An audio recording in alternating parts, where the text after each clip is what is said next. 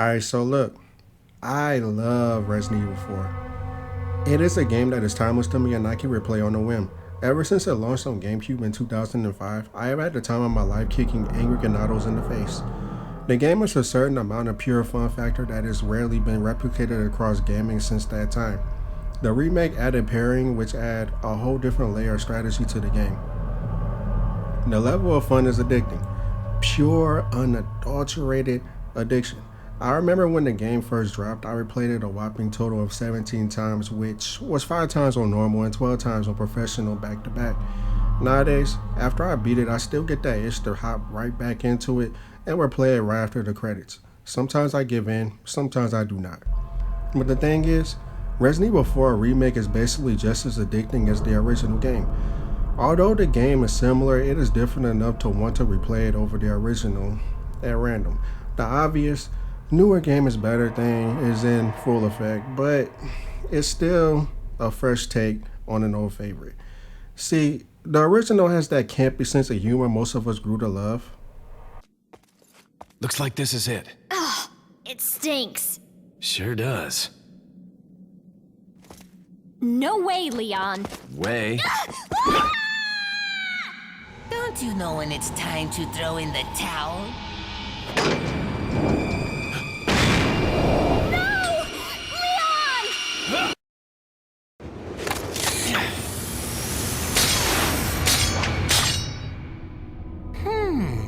Where's the satisfying sound of one's impalement? Won't fall for this old trick. How dare you! No more games! Kill him! Kill!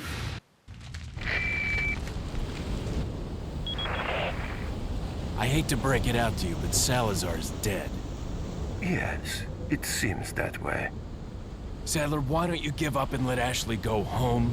Perhaps you are disillusioned with overconfidence, just because you killed my small-time subordinate. Sadler, you're small time. Oh. Writhe in my cage of torment, my friend. Oh, la campana. Es hora de rezar. Tenemos que irnos.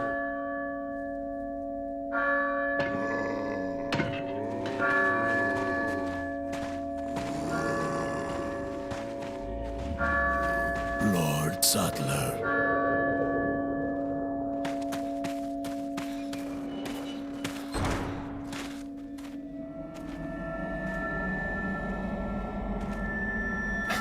Where's everyone going? Bingo?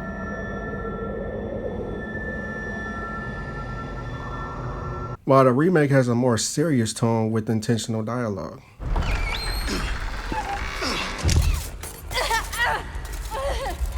Ashley! Leon, stop! No! Don't come any closer! Are you hurt? Watch out! Please, do continue.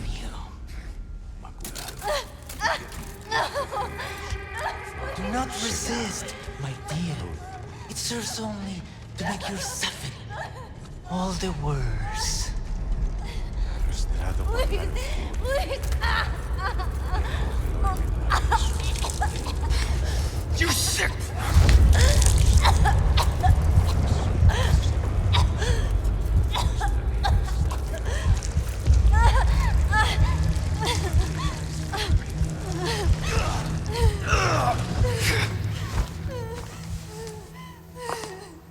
Aquí nos despedimos, señor Kennedy.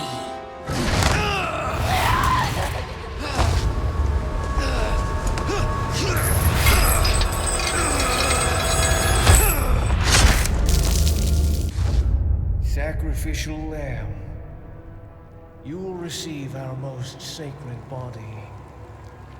It begins now. La campana. Hay que obedecerla. Él nos invoca.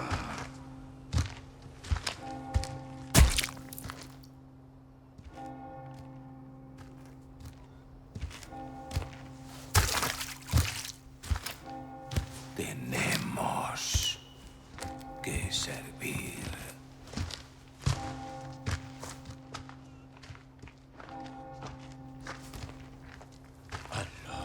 Sattler Todopoderoso.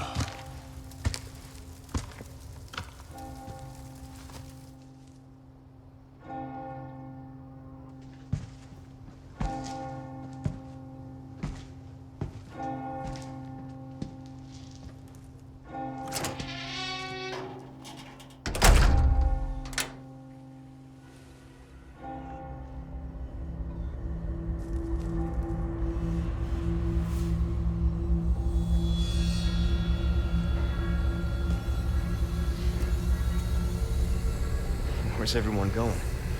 Bingo?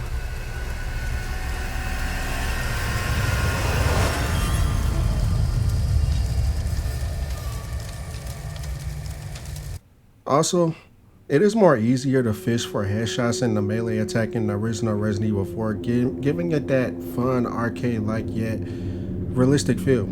The remake Ganados don't always stun when you shoot them in the head with a pistol, so you have to fight them a little differently by applying more firepower for the stun and position properly.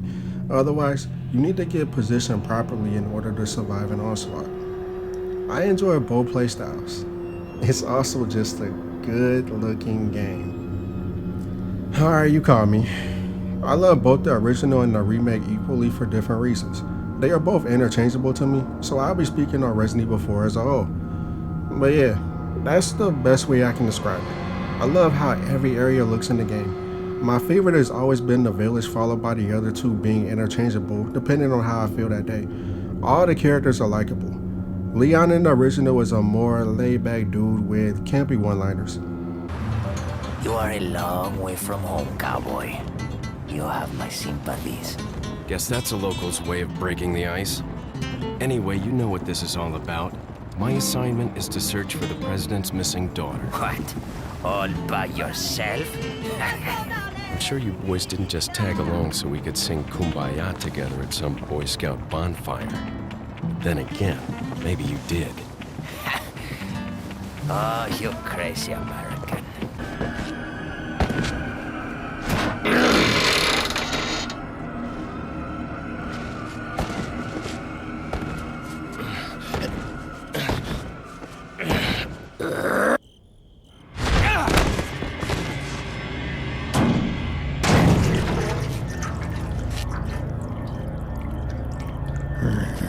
Hasta luego.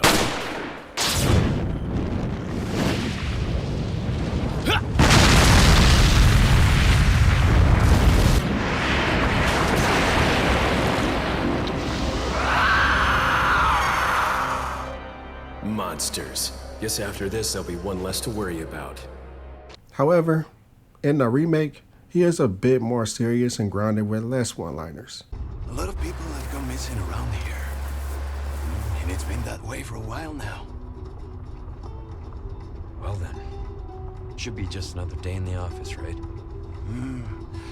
I mean, last week there was a search for some missing hikers. I'm sure you'll do your best to help me.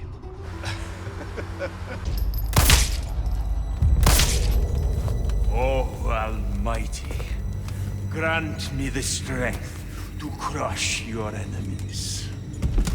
Son of a bitch! Ashley, run! Okay.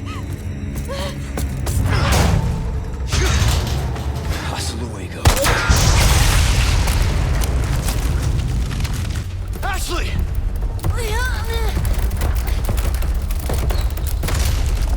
Such a fool, Mr. Kennedy.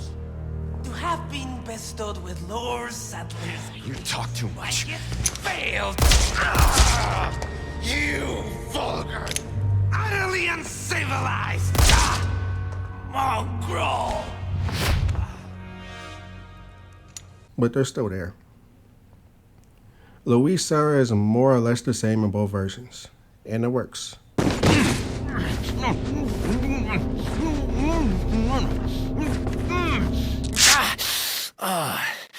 Little rough, don't you think? You're not like them? No. You? Okay, I have only one very important question. Do you got a smoke? Got gum.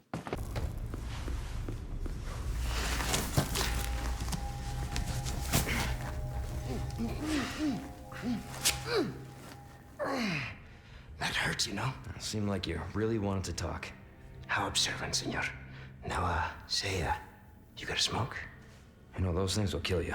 Oh, well, maybe just untie me then, huh? Ada Wong is, well, she is starting this meme right here. Jack Krauser is some mercenary, assassin dude that has a relationship with Leon. The original makes it seem as though Leon knew him for years off screen, but the remake does flesh their relationship out more to make it a bit more believable and less mysterious. Besides that, this guy is a nut job to say the least. Highly entertaining, but crazy as hell.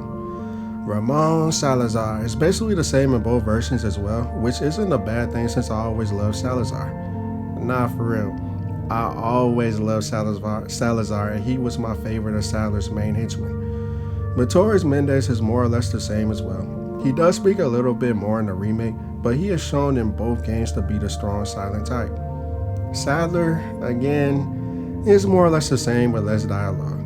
Now, I will add that Salazar and Sadler have less presence in the remake due to them not communicating on the radio like the original, but the times they do speak are in line with the character. Mendez barely spoke in the original, so there's really not much difference. In fact, I think he may even speak more in the remake, just by a little margin. The story is the least important part of Resident Evil 4. Remember this? Chris! Hey, you know that I always keep my promises.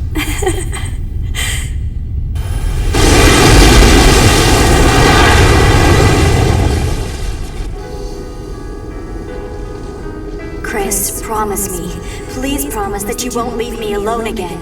I'm sorry, Claire, but it's not over yet. There's still something we've got to do. You mean... Yeah! It's payback time. We've got to destroy Umbrella. Now, let's finish this once and for all!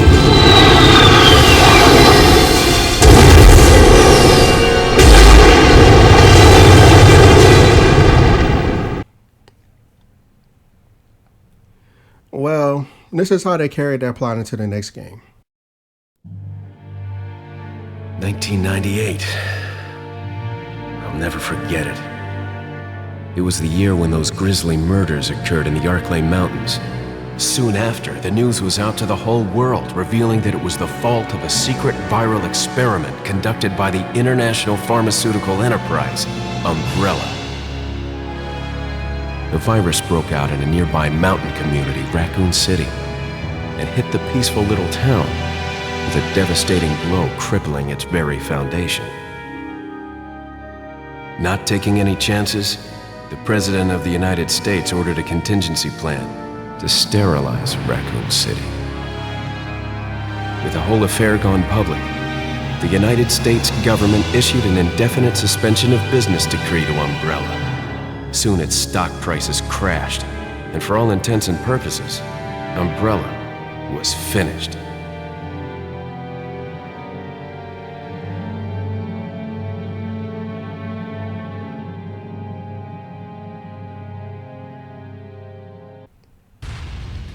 So, now Leon is a special agent that works for the president, and he is in this strange location in Spain so he can rescue the president's daughter.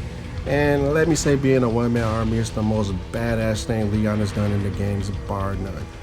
Anyway, when he gets there, he finds a terroristic group called the Los Illuminados, headed by Osman Salazar, who wants to take over the world using the Las Plagas, making everyone into a hive-mind slave. And wow, that's a mouthful. But that's pretty much the story in a nutshell. Honestly, when the game came out, I felt a wave of disappointment watching the intro cutscene, but all that faded away after I took control of Leon and fought my first Ganado. What has kept me coming back to the original and not a remake is the fact that the gameplay is so satisfying. There is something really addicting about scoring a headshot on the enemy, causing a stun, and then roundhouse kicking them while hitting other Ganados in the immediate area. There's a suplex move as well as other melee moves, and you can decapitate your enemies using melee, making heads literally explode in fun fact. Ashley Graham, the president's daughter, she was always a main character to me. I don't think she's horrible. It wouldn't be opposed to her coming back somehow, But out of all the female characters between Rebecca, Sheva, Jill, Claire, Ada, Annette, Jessica from Revelations, and a few others, she's at the very bottom for me personally. With that being said, she is more manageable to me in the original due to her having a health bar of her own that you can increase with yellow herbs. And on top of that, in some of the game's more intense sections, you can make her hide in the dumpster or closet. You can also make her follow right behind you or have her stand still in that spot you leave her in until you signal for her to come to you. The remake, I find escorting her around to be a bit more difficult. First off, she doesn't have a health bar, and she can only take one hit before falling down. If she gets attacked again, then she dies and you lose the game and have to load a save. When she gets hit, Leon has to run over and pick her up, and she is as good as new. The issue is that you can imagine when this happened, it is in the middle of Leon himself being attacked, so taking out enemies and picking her up can be a bit tricky. Another thing is, you cannot tell her to wait in one spot. Instead, you can have her follow you from a distance, which I never liked and only used on accident. I don't get why they changed it, but that's a minor gripe for me in the remake. Ashley herself is extremely whiny in the original, which I understand.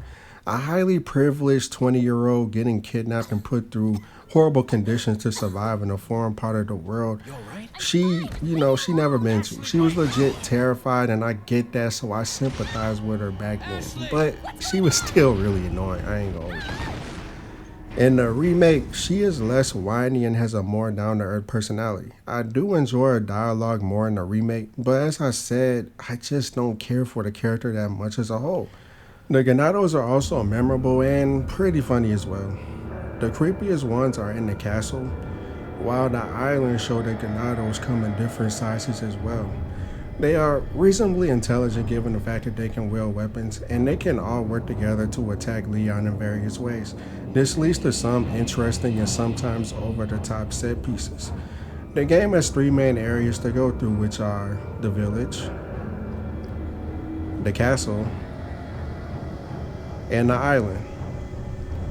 I love every single area in the game, but I have always had a special kind of love for the village area.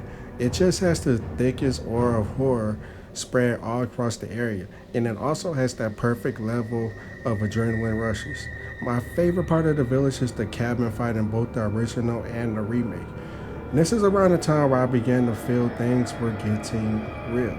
We also run into Luis here, and he has his most iconic line in the original. Leon! Small world, eh?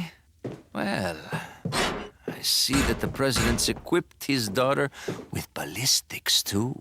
How rude! And I don't believe there's any relevance with my figure and my standing. Yeah, I know how to put that up there.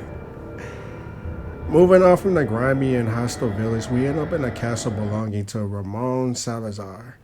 This entire castle is creepy. I remember my first playthrough thinking the Zealots were very creepy and the entire castle had an unsettling vibe to it. It gave off the impression that majority of it weren't meant for people to live in, but to instead be tortured. My favorite area of the castle has to be the area right after the mines with the giant Salazar statue, all the way to the Salazar boss fight. That stretch of the castle was always very fun to me, and it felt like the Zealots were done playing around and were truly trying to take you out. I also like how the Salazar statue was implemented in the remake with the flame shooting out that can be an advantage or a severe disadvantage depending on how you want to handle it. This area feels like it's the longest in the game since the chapters feel a bit longer than the village, and it is kinda in the middle towards the end of the game, and that's the same in the remake, but in my opinion it just doesn't drag. I enjoy the entire castle, even the water room, which can be a bit annoying on repeat playthroughs. After you beat Salazar, you will run into Ada in a boat who takes you to the island that Ashley is held at. I love the island as well. It is a balls to the walls action sequence from start to finish. I know in a lot of people's minds, Resident Evil was all about item management and conserving ammo, and I agree. In the games preceding Resident Evil 4, you had to make sure you conserved ammo and run around enemies more often than flat out killing them. However, when you do this in the original trilogy and Code Veronica, you always end up with a surplus amount of ammo in the last section of the game. So much so that sometimes you cannot fit the majority of the ammo in your inventory. So, since the island is the final section of the game, this never bothered me. The game already set the tone that it was more action and horror this time around, so I always start salivating when I get to the island since I am loaded. The island itself has the least amount of atmosphere in comparison to the previous areas, but what it makes up for is the diverse enemy encounters as well as a new creepy enemy, the Regenerators. These things alone make the island amazing, but I would still like the island without it. When you first encounter the Regenerator, you realize that this thing is hard to kill. Try as you might, it just keeps regenerating. You can use a thermoscope to shoot the parasites on its body that you can't see with the naked eye. Or you could just unload on it until it blows up. But it takes a lot more ammo to do so, obviously. Either way, the stretch from where you first meet the Regenerators all the way until you face against this one thing called the Iron Maiden, which is pretty much a super regenerator, a little bit later, is my favorite part of the island, hands down. The enemy variety is decent. You have the Ganados in the village, the Zealots in the castle, and the soldier Ganados in the island. The Ganados use mainly melee weapons like hatchet, metal holes, and tasers, and other melee weapons. They also use dynamite and will blow themselves up if it means you are being blown up as well. The village also has a chainsaw Ganado going by the name Dr. Salvador. If he successfully lands a hit on you, it is a one-hit kill, which should be obvious, to be honest with you.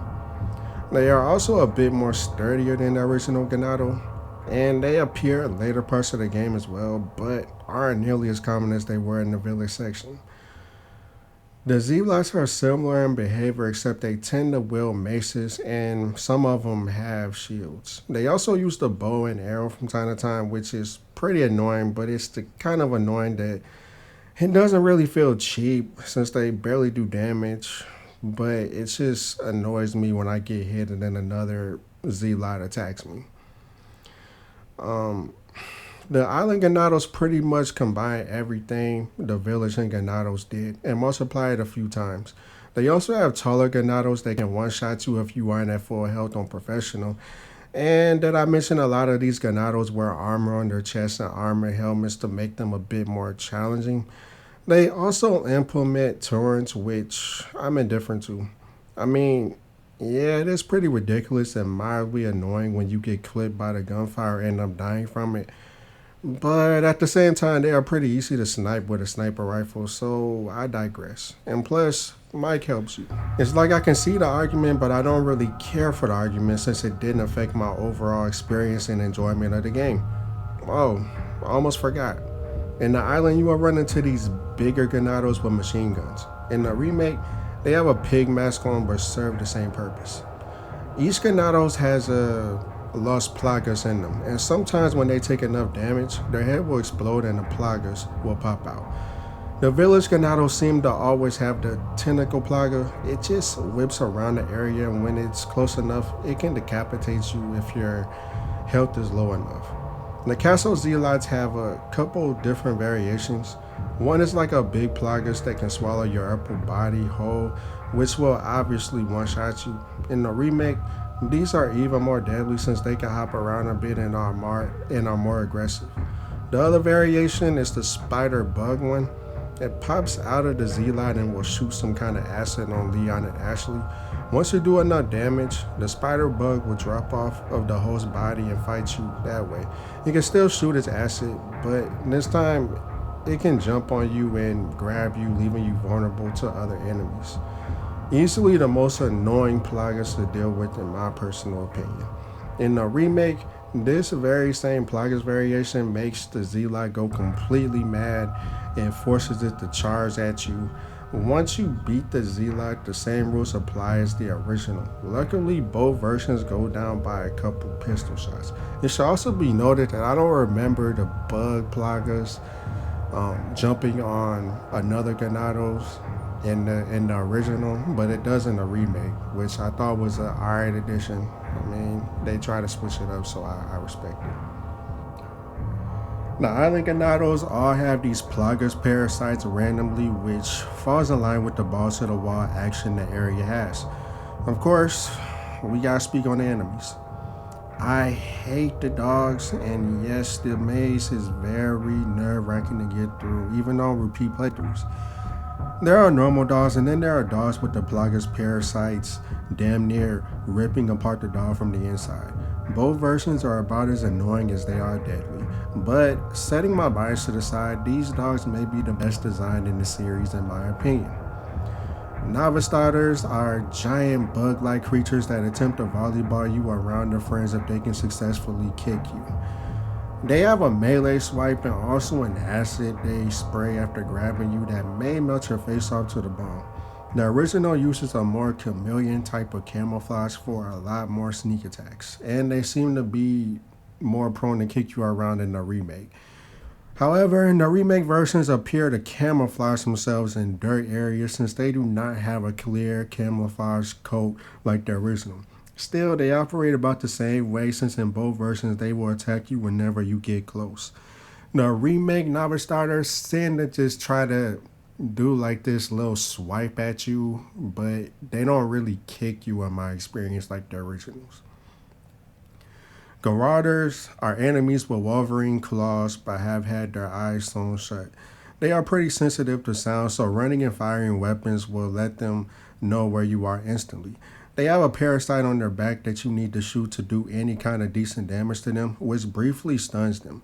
In the remake, you can stab their back parasite with a stealth attack, but it isn't necessary. So, I was going to talk about the bosses, and god damn it, I gotta gush over these bosses. The first major boss is the Del Lago.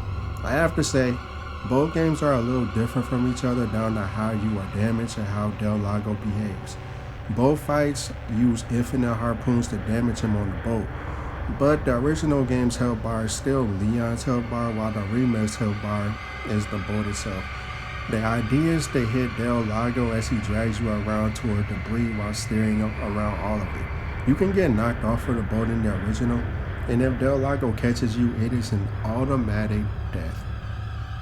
Both fights will have Del Lago attempt to swallow the boat whole, and you will have to throw a harpoon into his mouth to stop him. I do enjoy the fight for what it is, but I enjoy the original fight more. This is a personal issue since the professional run when I was unlocking the cat ears ruined it for me, and I didn't even die there. It was just super stressful. The next boss is the El Gigante, who is, you guessed it, a giant Ganado. All you have to do is shoot it enough times and this parasite will be exposed for you to shoot it or stab it. The El Gigante has a few attacks which are a grab, a dash where he rushes forward with his head down like a bull, and the last attack is a jump that you can either run out of the way or press a button to evade it. I always like this fight a lot, and I have intense nostalgia for it honestly. The following boss fight is kind of a mini boss fight, but they only appear in the village. They are the Bella sisters. They both wield chainsaws and appear to be more durable than Dr. Salvador, but I could be wrong with that. If they are, let me know in the comment section down below.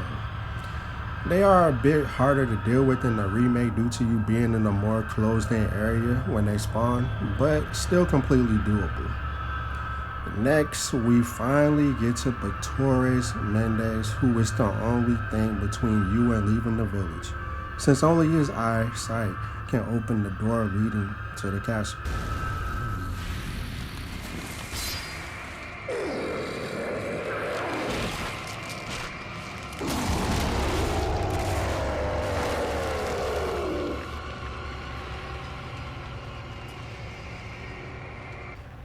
His boss fight starts off with his first form walking slowly towards you.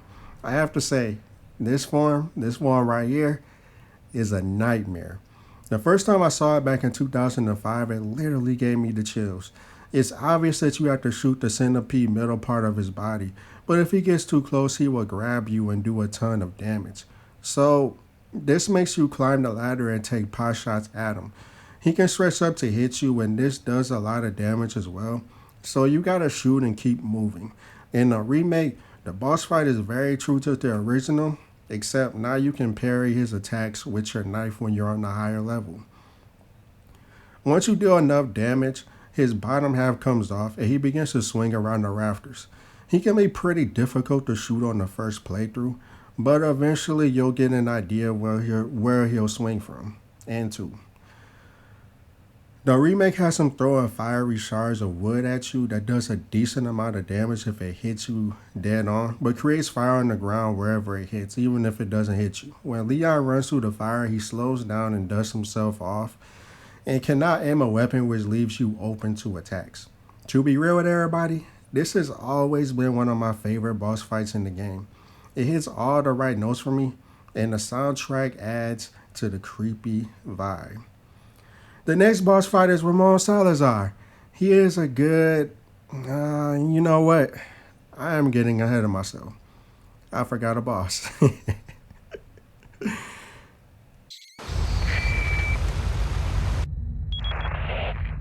So maybe you have 9 lives, but it doesn't matter now, Mr. Kennedy. I've sent my right hand to dispose of you. Your right hand comes off? Say whatever you please. Die, you worm! Yeah, I can't skip this guy. Verdugo is his official name. Before running to get the elevator turned on and powered on, you will see a tail pop out from the ground and ceiling attacking Leon. Later on, he will drop down looking directly at you. Look, this guy is a tank. So much so that you need liquid nitrogen showers to freeze him, which slows his movements and allows you to inflict more damage on him. I'm pretty sure I read somewhere that Verdugo has the absolute most HP in the game, and I never outright kill him on the first playthrough because of this. He is strong and has a few notable attacks, including the usual swipes and the run and swipe. He also attacks you with his tail throughout the fight when he disappears for a bit. Once you beat him, he just outright explodes, but it doesn't damage you. Very intense fight, and that had me stuck for a bit in 2005. Seriously, I remember shooting him and not being able to damage him that much, and I didn't even figure out that you could like freeze him with the tanks until I died a couple times. So you can only imagine how frustrated I was. Okay. So now that we got that alien brute out of the way, now we can speak on the man himself. Salazar. What a pleasant surprise. But I'm afraid it's Ashley we need. Not you, Mr. Kennedy. If you don't need me, then get off my back, old man. Did you say old man, Mr. Kennedy? It might come as a surprise, but I'm only 20 years old. Well, I really don't give a damn. Rain or shine, you're going down. The original and remake are essentially two different fights. The original, he allows himself and the other Verdugo to swallow him up into the plant, allowing him to merge with it. He has tentacles that slam around you, can avoid by running or quick time events. Sometimes, they just hit you, and other times they grab you and throw you to the lower level. The base of the head has a big left eye that you have to shoot for Salazar to be exposed within the plant. Any conventional weapon will do, but I always just use a rocket launcher in most playthroughs since by then I am swimming with money anyway. The remake version of the fight, he still fuses with the plant, but instead of being planted on the wall, he is able to fly around pretty quickly.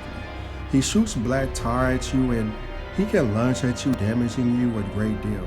I have heard you can beat him with a rotten egg, but to be honest, I have never done that. I usually just shoot him or use the rocket launcher to get him the heck up out of here. Both versions of the fight is very fun, and I enjoy both of them a lot. The next boss fight is U3, and you are in some crates hovering above a big beach. There are 3 crates, and each one he appears in trying to grab you from above or simply trying to fight you face to face. The goal is to hit 2 switches in each big crate, which starts a timer for you to run to the next crate. After hitting the switches from the last crate, you are free from the impending danger of falling, but not from it. He climbs up rapidly and chases you down into a more open area. At first, he is pretty easy, so just fire shots at him. There are gates that you can close to slow him down, allowing you to take pot shots at him, but eventually he smashes through. When he is low on health, he goes underground more and attacks you from there. After a bit of this, he'll die and win the fight, and you can move on. To be real with everybody, in hindsight, this may be my least favorite fight in the game. That's why I was groaning. I just do not care for it as much as the other fight, but I do not think it is a bad fight. It just happens to be the least fun for me, and I never really cared too much for its design either. In the remake, you fight him a few times, and to be real with everybody watching, I did not know this was it at first. I thought this was the other Verdugo that was by Salazar's side, but obviously I was mistaken. You fight him at the start of the game, and I truly enjoy the aesthetic of this fight. That's because as the fight progresses, there are a lot of clones everywhere, and the atmosphere is a bit creepy to add to it. The second time is a similar fight than the last in the village. He is more aggressive, and he takes more damage this time around. I enjoyed this fight more simply based off the fact that it is in the village.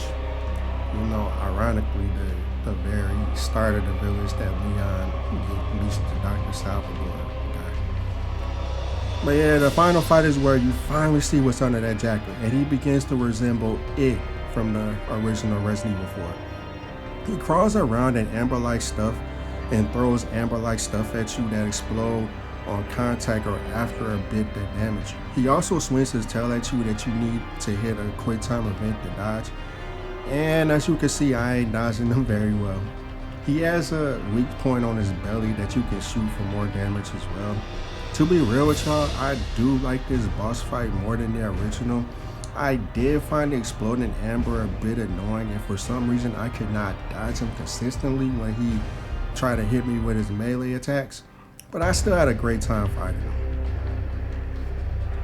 And finally, we get the final big bad of the game, Osman Salazar. He mutates into a giant spider-like thing that charges at you, can grab you, and throw steel at you. The goal is similar to past Resident Evils. You have to dodge him enough, long enough for Ada to throw down a special rocket launcher and blow him up. In the remake, you have some novice starters to worry about, and he sprays some tar-looking stuff at you that does decent damage if it connects. And that attack is so annoying, may I add. I think the remake fight is objectively the more difficult final fight, but it doesn't feel unfair to me at all. In separate ways, Ada's final fight is, again, against Sadler, and to be honest, I don't really care for the original fight and the remake fight. In the original, he has a bunch of attacks that you have to avoid with quick time events. If you get hit by these attacks, then you take a lot of damage, and the attack where he slides across the arena like Michael Jackson and grabs you does massive damage as well. In the remake, he is just as annoying except he can spray tar at you. For some reason, I have a difficult time dodging melee attacks with the quick time events, and it is no different here. I do admit it's most likely a skill issue, but I still find the fight not very fun. Easily the worst part of Separate Ways no matter what version you play. You guys, I cannot believe that I almost overlooked Krauser.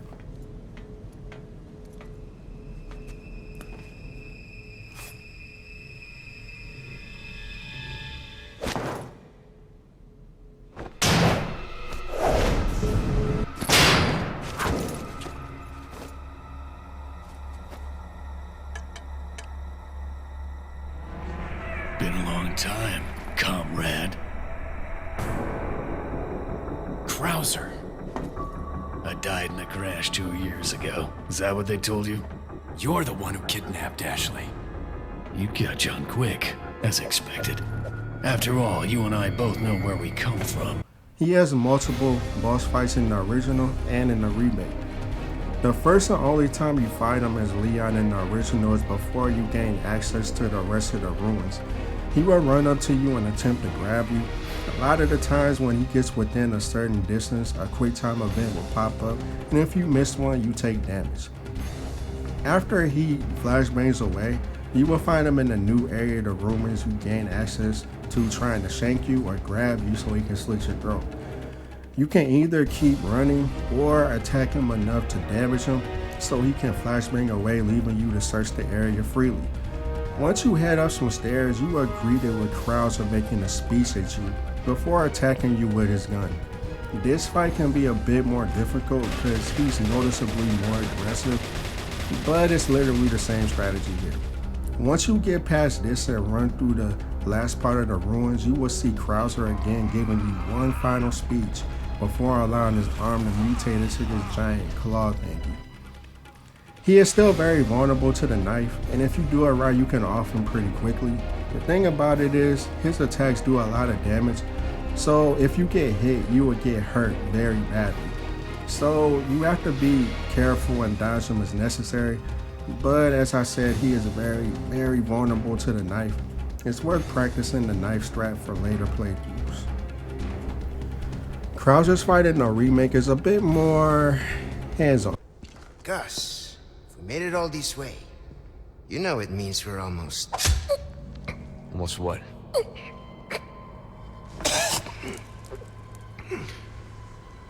Louis!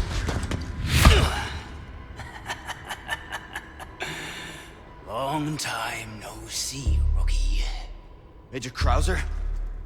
What the hell? Why? Recovering stolen goods. And killing a few rats along the way. Easy work.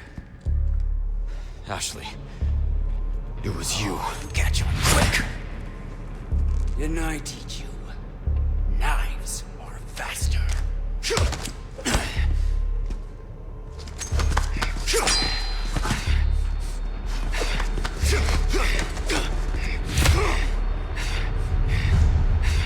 Not good.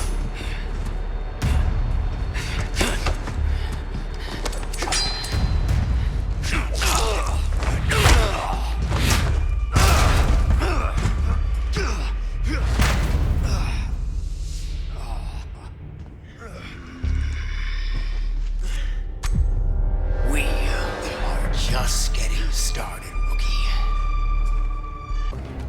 The first time you fight him, it is a knife fight and you cannot shoot your weapons. You have to dodge or parry him throwing knives, evading his tackles, or melee attacks. And remember in the original dish sequence right here? You catch on quick, as expected. After all, you and I both know where we come from.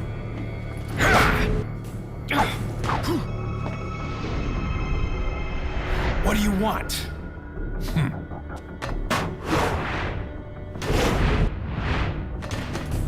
The sample Sadler developed, that's all. Leave Ashley out of this! Oh, I needed her to buy Sadler's trust in me. Like you, I'm American.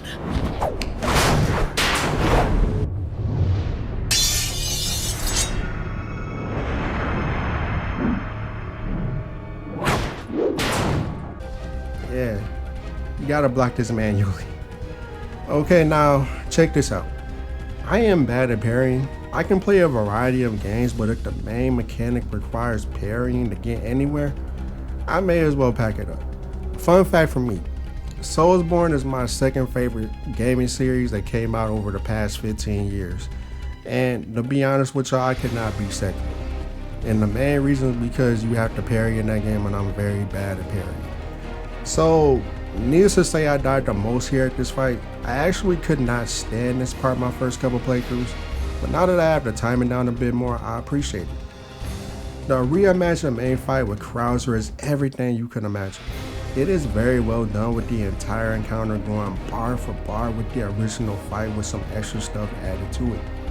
For example, this part of the fight is the most fun for me. I just like how they put a more intense obstacle course type thing into the fight, and although I mess up more than I get through unscathed, I still have a blast. He does mutate and has a couple quick time events before his main fight that you have to press to dodge. You know, like diving, you know, with his claw, and I think like he runs over and tries to slash you. But yeah, I usually get hit by one of them, I ain't gonna hold you. The final encounter with him, you fight him in a similar way to the original. I find this fight a bit more difficult since he's harder for me to stun, but it still isn't too hard on, hardcore and below. He has an attack where if he is standing on the above platform and jumps down, the impact causes a shockwave that damages Leon even if he doesn't directly hit you. So the fight will basically become a cat and mouse situation where you're climbing up the ladder while running from him to turn around and take pot shots at him. It's a fun fight, and they nailed this iteration of it to me personally. I don't know how they could have did it any better, to be honest with you. Well, besides a couple mini boss encounters like the double El Gigantes and the infamous double Garada fight in the castle, that's pretty much every major boss fight. I think Resident Evil 4's boss fights are easily among the best, if not the best in the series, from a gameplay and design standpoint. But I am obviously biased. I don't care though. A masterpiece is a masterpiece. Earlier, I briefly spoke on how the gameplay is addicting but didn't go into a lot of detail.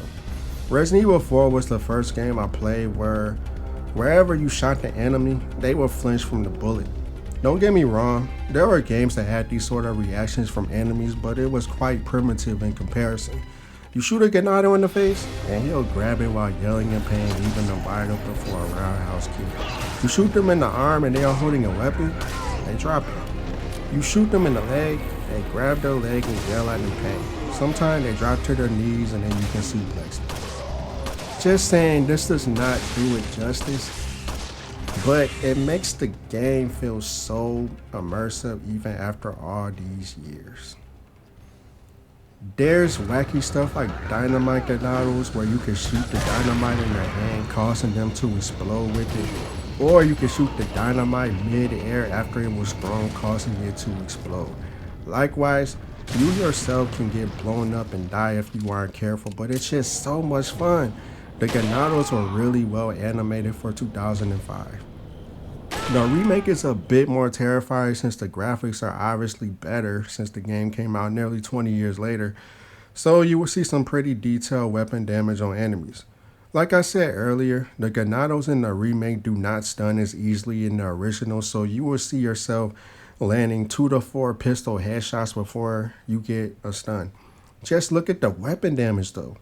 That's the best way I can explain it by showing the detail off to you all. In fact, I might even put a little montage up in here just to show the weapon damage.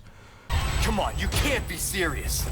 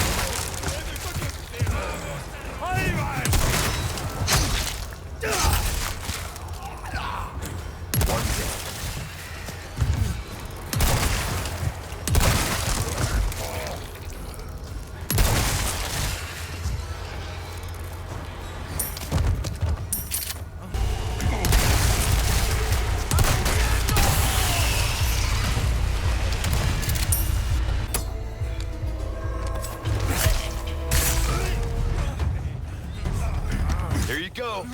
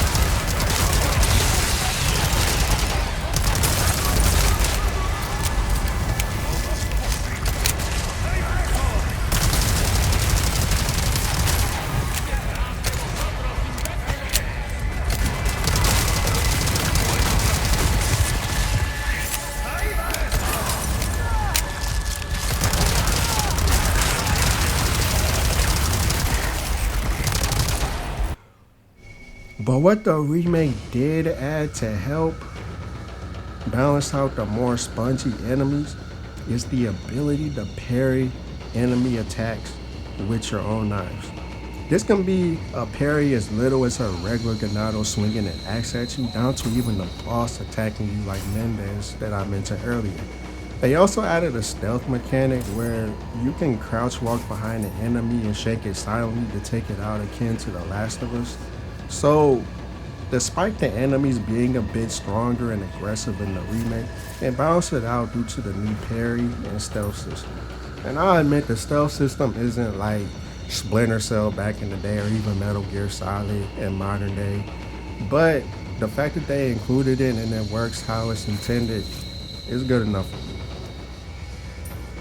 The original may have changed the camera perspective from fixed camera angle to over the shoulder, but you still have to stop and aim before being able to shoot.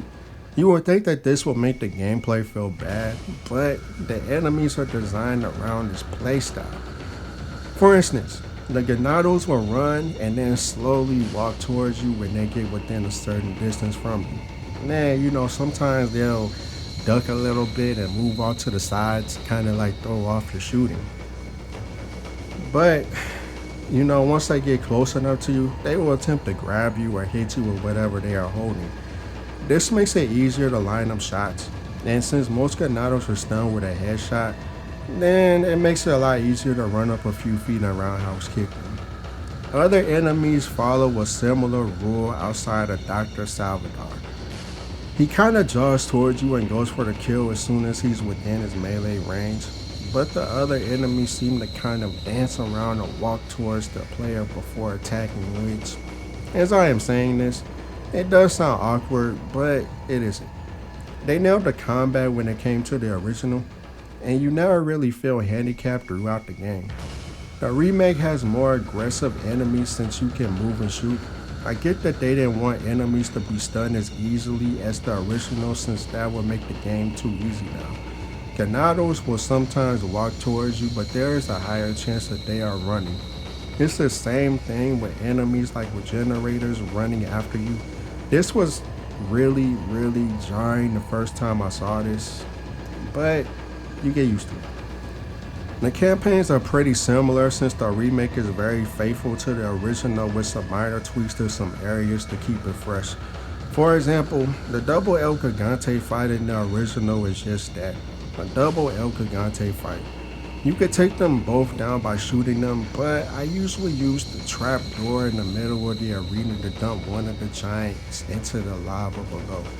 Be careful though, because in the past, as the El Gigato's burning by the lava, he can grab you and drag you down for the death. After that, the second giant will go down eventually and easily. At the same time though, in the remake, the double El Gigante fight has Luis with you. One of the giants has armor that is hiding his parasite, so he is basically invincible from damage until later on. After you shoot one of them a good amount of times, it will fall against the wall and die. After a bit of running around, Luis will say he has an idea and runs off somewhere. A minute or so later, he appears with some dynamite on a higher level than you and asks you to lure the giant over to that area. You do so, and he throws the dynamite onto the giant's armor, so you can shoot the dynamite and then the newly exposed parasite will expose itself, and then you can shoot it to kill it. Other than some redesigns of areas and a couple different approaches to familiar situations, the remake is very similar to the original. They kept most of the level design in, and the stuff that does not outright appear was replaced with something just as good. Capcom really went crazy with this remake. One thing that the original did better than the remake are the weapon upgrades. Whenever you fully upgraded a weapon, you would gain access to a final perk for the final upgrade. This perk will vary from weapon to weapon, but will make the weapon overall stronger and more useful. For example, the striker can hold up to 100 shells when you buy the perk, but in the remake, you get a significantly less weapon capacity doing the same thing. I think it's like 20 bullets or something. I can't remember. Each gun in the original seemed to have their own perks that would make you pick one over the other. For example, there are multiple handguns to pick over the course of the game. The starting handgun has the best headshot critical hits out of all the handguns. So if you're good with, headshots, the starting handgun is the one to go to. The Blacktail has the best firing speed and accuracy, and the Red Tail has the most power. I just always thought this was a cool addition since it opens up different ways for players with different playstyles to tackle the game. That's not to say that the weapon upgrades in the remake aren't good. They are serviceable. It's just with how over the top some of them were, like the Broken Butterfly having 99.9 firepower with the remake having like 50. You can tell they wanted a more grounded feel to this game.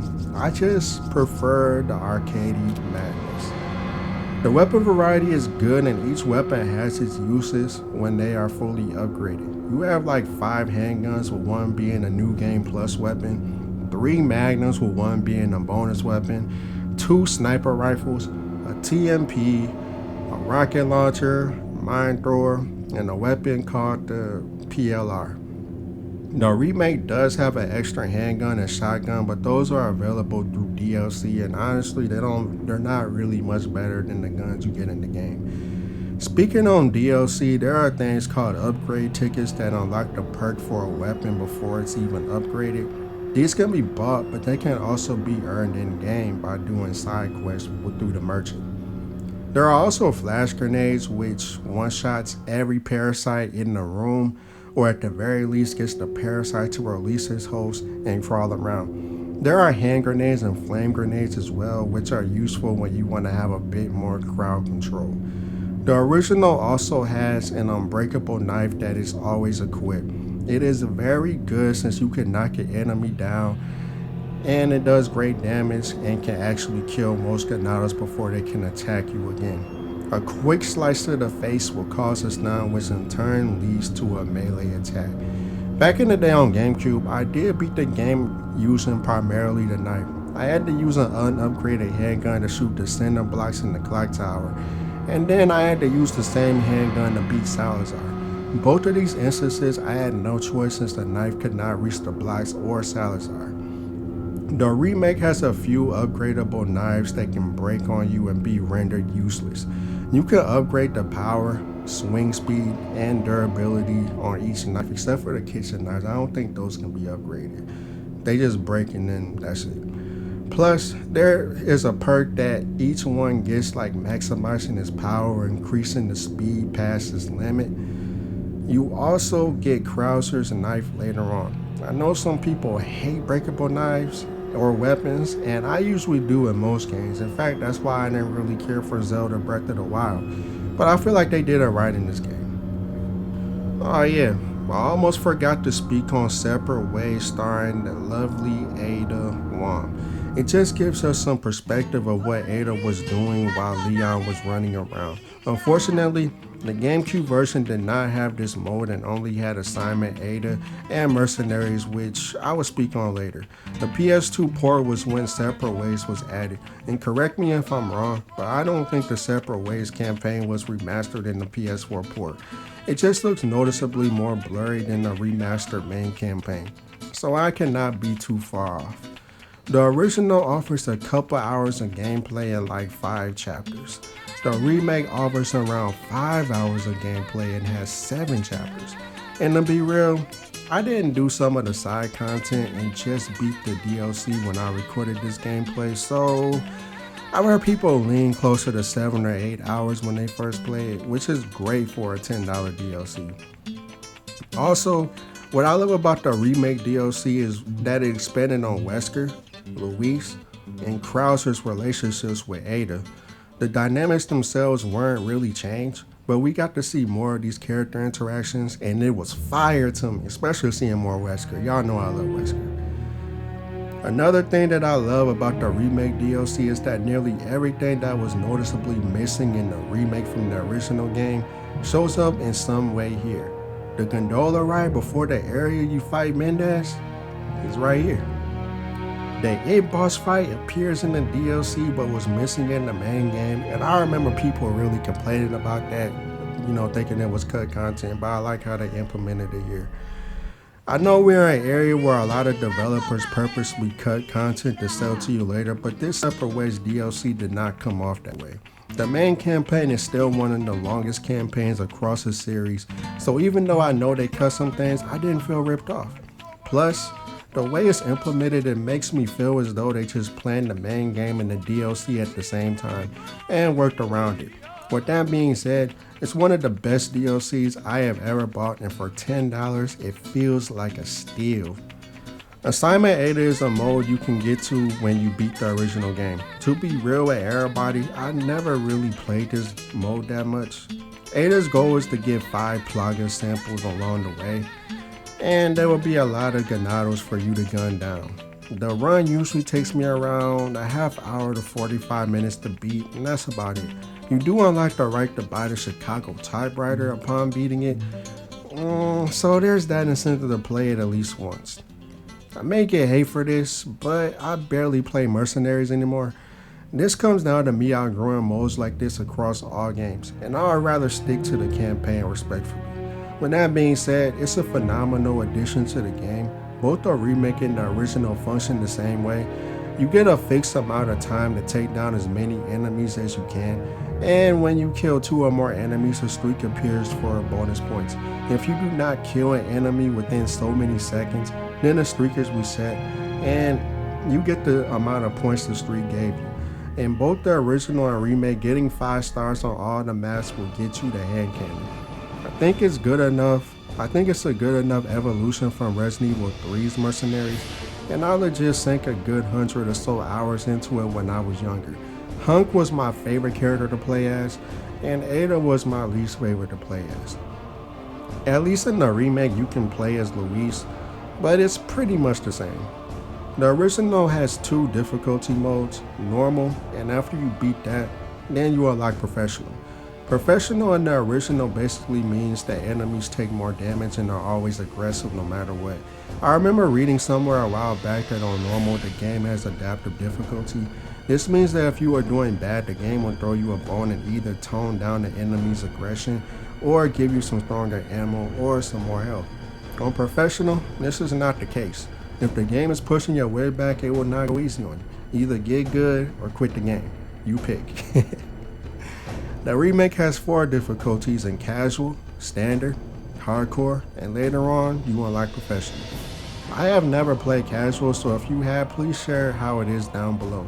Standard is pretty much normal mode and what I picked on my first playthrough. Hardcore is a mode I picked from my first playthrough before I beat it the first time, but I thought it was too difficult and went back to standard when I got to the castle right around that time. Now it's a sweet spot for me. Professional is similar to the original, except now you can unlock different things depending on how you beat it. I won't go into all of the unlocks, but the most difficult one for me was the cat ears that unlocks infinite ammo on all guns. Wait, hold up. Cat ears? In a Resident Evil game? Sounds pretty random, don't it? Well, the game has so many accessories that you can earn even by just beating the game on normal. Most of them are cosmetics, but some affect your attributes, like allowing you to take less damage from physical attacks and whatnot. To be real, I just rock the cat ears. I earned it on both Xbox and the PlayStation, and damn it, I am going to use it. And guess who is the MVP of Resident Evil NPC's bare minimum top 3? You hear me? The Merchant. Over here, stranger.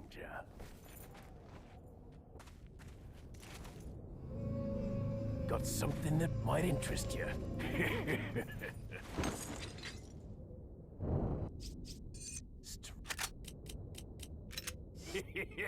Thank you. I think I may have spoke on everything I wanted to speak on regarding these games. There's a treasure list to get the Punisher in the original, and in the remake, the merchant actually has side quests for you to complete. There's also a shooting range that you have access to randomly, in the castle. But to be real with everybody, I never interact with them anymore, and I haven't done so since like the 2000s. It's just not for me, but I respect that it's there. Look, Resident Evil 4, no matter the version, is a masterpiece. That's the bottom line, and nobody can convince me otherwise. I also want to take the time out to thank those who stuck around to see this video. I haven't been doing the best mentally over the past month or so. Maybe I'll speak on it in another video, but it's kind of personal. Anyway, much love everybody. Be safe out there. I'm going to put the ending credits of the original Resident Evil 4 here, since it's easily my favorite in the series, and then the video's done.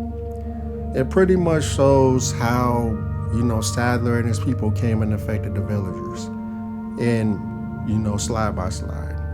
But yeah, I'm out. Much love. Peace.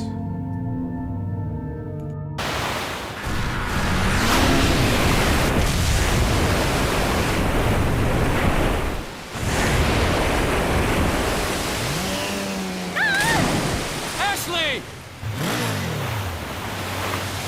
Ashley! Where are ya?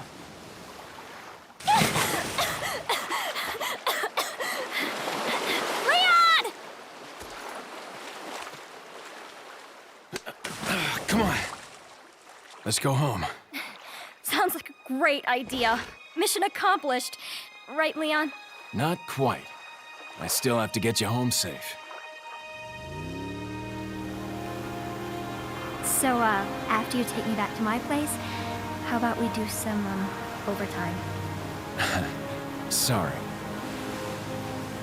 Somehow I knew you'd say that, but it doesn't hurt to ask, So, who was that woman anyway?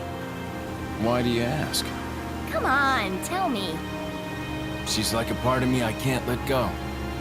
Let's leave it at that.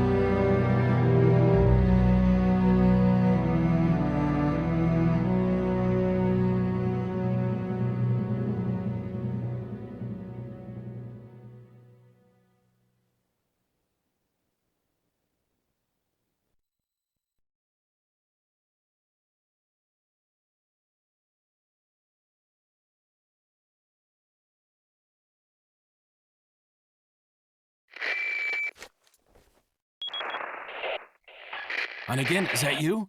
Finally, the line's jack free. Hey, Hunnigan, no glasses. Forget the glasses. What's the status of the mission? I've rescued the subject. We're returning home.